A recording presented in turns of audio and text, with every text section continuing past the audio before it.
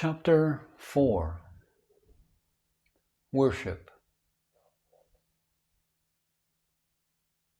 Worship is discussed, and its need or validity is questioned by several, and hence a few words about worship in general and Sai worship in particular are called for at this stage.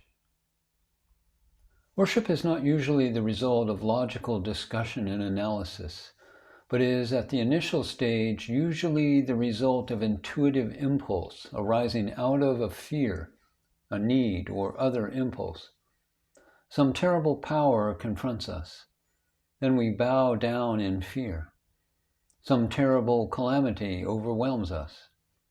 Then we yearn and look out for some help from some powerful personage that can overcome the calamity. Some terrible and oppressive need arises, such as a ravenous hunger or serious illness or discomfort. Then again we look to a higher power for relief. It is intuitive impulse in all these cases that leads man to worship, which is an emotional act. Later comes the reflective stage, and religious conduct is based on reason.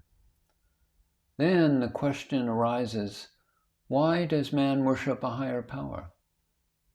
The obvious answer is it is the feeling that the power can give and will be induced to give a man what he needs and save him from trouble.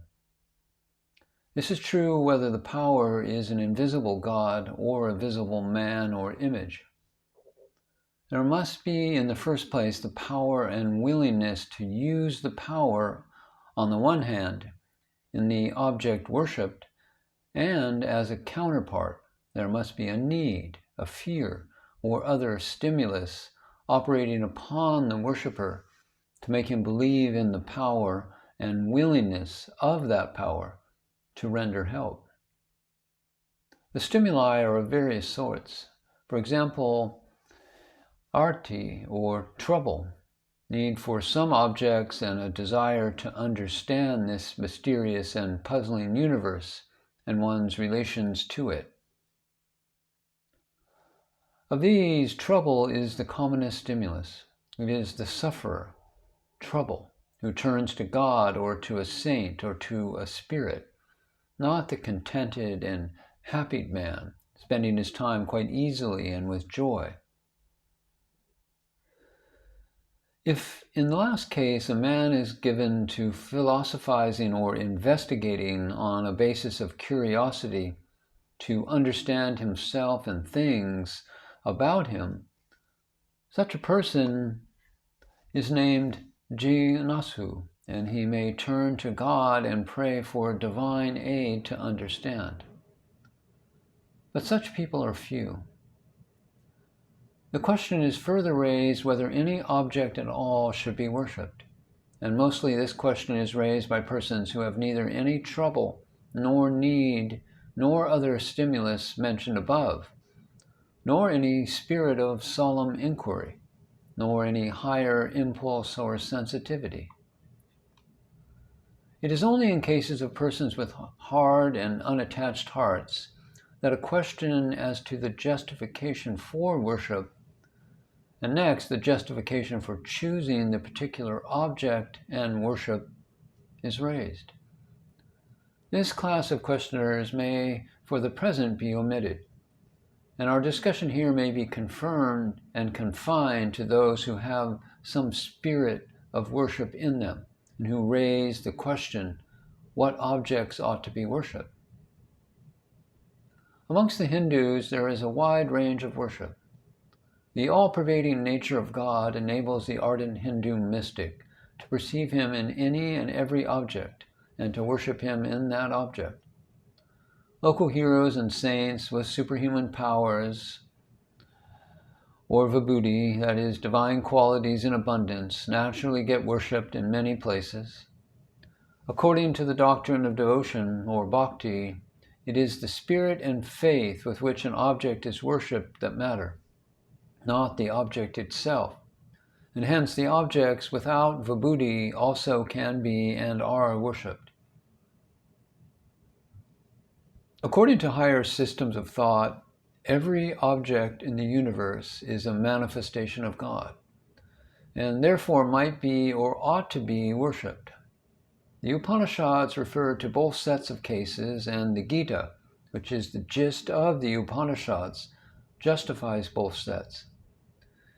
In Chapter 7 of the Gita, Lord Krishna says that one does not know and realize God unless one knows and realizes Him in everything, in the universe, in the Pada Prakriti, which is manifest as the universe and which includes the 5 elements, the Panchabhutas, which are the earth, water, fire, air, and ether, as well as the manas or mind, the buddhi, intellect, and the ahamkar, the ego, as well as the mula prakriti, the substratum of all.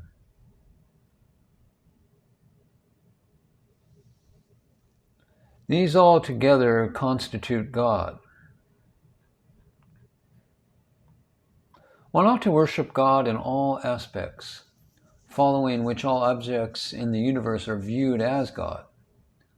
There is in the Upanishads no shying at worship of any objects. Following nature, the Upanishads recommend the worship of the mother, the father, the teacher, the guest, and so on.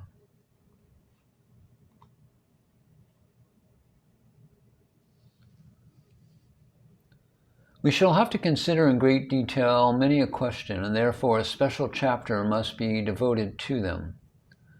At present, we shall only note that the father, the mother, and the teacher naturally evoke great respect, and a child has to depend upon these and is at their mercy. Therefore, it naturally looks with feelings of adoration to all these, just as Baba looked at his foster father, the Fakur, as God and Guru. The Upanishads recognize the fact that human nature turns to see and feel God, that is, God being the name for the Father of all who looks after all, and they do this through the mother and father, its producers, and to the Acharya Deva, who produces its mental body or understanding or wisdom. Even ordinary gurus and parents without special powers are worshipped. But if any particular guru happens to be possessed of noble virtues or of siddhis, superhuman or extraordinary powers, then he is worshipped more naturally and readily, not only by the mass, but also by the intelligentsia and the critics. In the case of Sai Baba, his perfect purity, asceticism, general benevolence, harmlessness, non-attachment, and other virtues evoked the respect of the saints that met him, and also of serious and noble-minded men like Malasapati and his friends Apabil and Tukaram Darji. His nature is well described as unattached and happily roaming about fearlessly, and as a help to those in suffering and misery. So Malasapati and his friends regarded Baba as a saint, an acharya, or Guru Deva, long before Baba exhibited any siddhi's power. However, so far as the general mass was concerned, it was the fact that he turned water into oil that provoked worship. And the worship took the usual form of offering of flowers and fruits and scents. Baba protested and tried to dissuade these worshippers. He asked them to go to their customary objects of worship, such as the images they held in their temples and homes, but they would not listen. They felt that he was a saint, a Samartha saint. The learned could quote Tukaram's Sant Tok Dev, Dev Tok Sant. Saints are God, God is saints. And villagers told him, "You are a Bolti Chalti Dev," that is, a talking and walking God. The persistence of the mass idea that his siddhis were evidence of divine power, and therefore marked him out as a Guru Deva for worship, could not be combated or resisted. Sri Upasani Baba put it in these words: I bow to the God Sainath, the Sadguru, who reveals his divine nature through numerous, unheard of and inscrutable leelas, who is free from egotism and has attained self-realization. So, alike in the case of the highly learned Pandit Sri Upasani Baba, as in the case of the uneducated rustics, the ladies of Shirdi, the Leelas are the first promoters to worship Sai as a manifestation of divinity. That is how worship begins and grows.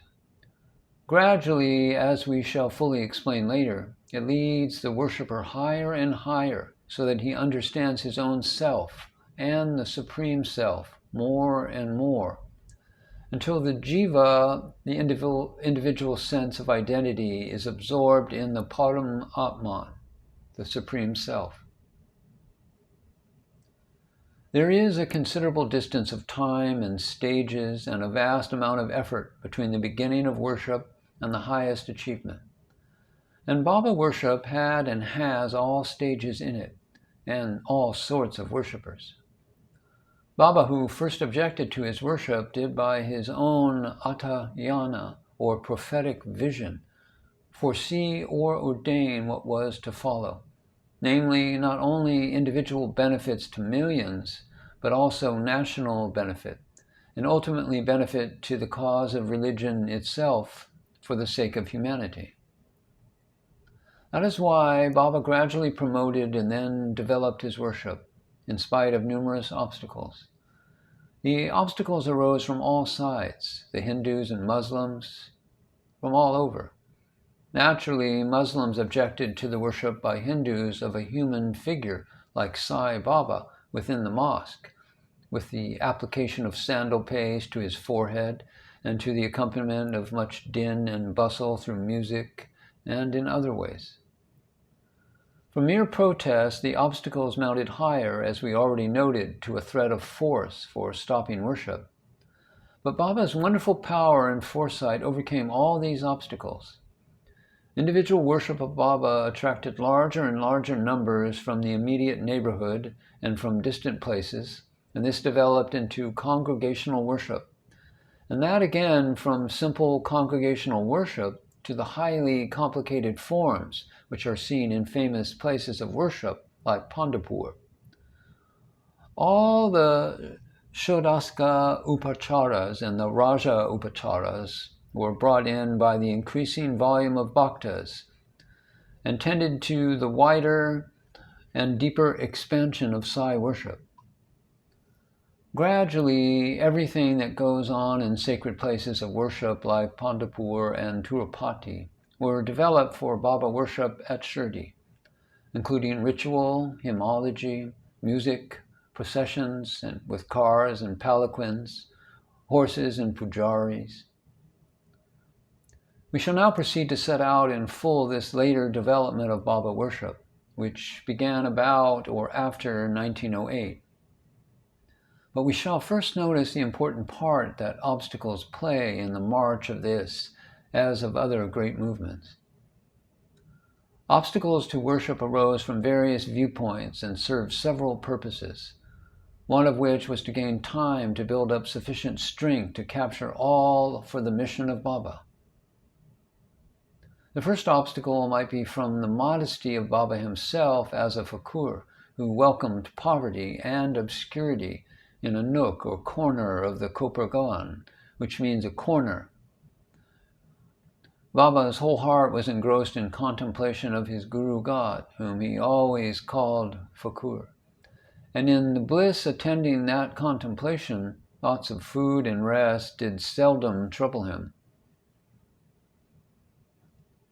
The sage should be contented to get just what would keep body and soul together, and see that his powers of knowing, speech, and wisdom may not perish. The Muni or silent sage, sometimes concealing his nature and attainments, and sometimes revealing them, is approached and worshipped by those desirous of achieving their highest well-being, and eats everywhere the food given by donors, and thereby burns up their past evil karma and subsequent evil karma also. This means whether food be tasty or tasteless, plenty or scanty, the sage, following the python's example, should take just what comes of itself without any exertion on his part. Whether he has plenty of comforts or none, as his heart is set on Narayan, Ishvara alone, he neither overflows nor shrinks, just as the ocean does not overflow when the river flow their floods into it, nor shrink when the rivers do not. These verses aptly describe Sai Baba's condition and mentality. People could therefore see in him a Parama Bhagavata. Thus, the serious-minded and noble was easily drawn to worship him despite obstacles. At first, his nomadic habits of running hither and thither as fancy drew him showed that comfort of the body and care for the good opinion of the society in which he moved did not bulk largely in his view. Immersed in God or himself, Atman, the sage rambles like an idiot, says the Bhagavata.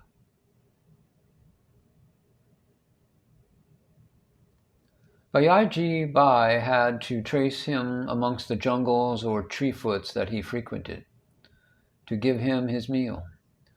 As for fame, Baba knew full well that many people thought him to be mad or foolish and insulted him, calling him pagal or mad, or treated him as a totally negligible factor. But he had no vanity to be wounded by such lack of regard.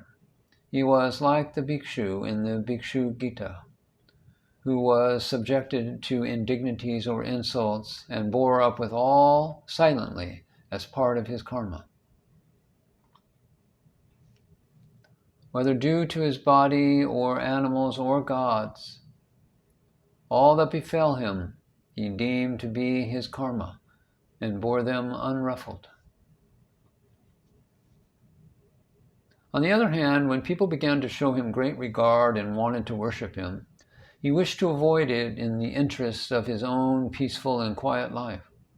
His happiness was complete in itself and did not require offerings of praise, of camphor lights, and the assembling of crowds around him.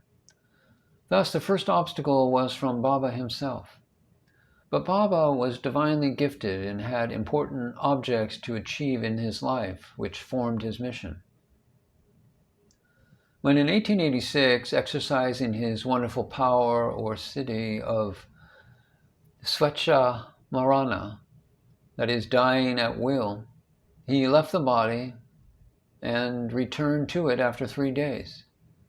He evidently confirmed the idea that there was a mission for him to fulfill to benefit thousands, if not tens of thousands of people connected with him directly or remotely, and the very society or populations of India amongst whom he was born and was living. He felt also probably that he could do something for the uplift of humanity also. These put together may constitute his mission, and evidently it is for the fulfillment of that mission, which he might be slowly realizing and working out, as we shall explain, that he returned to his body in 1886. But even before 1886, he would surely have been perceiving that his mission in some form existed for him. So he might have gradually endured, encouraged, and fully developed the worship offered to him in the above view, that is, to carry out his mission. But we must not anticipate. A separate chapter must be devoted to the subject of Baba's mission,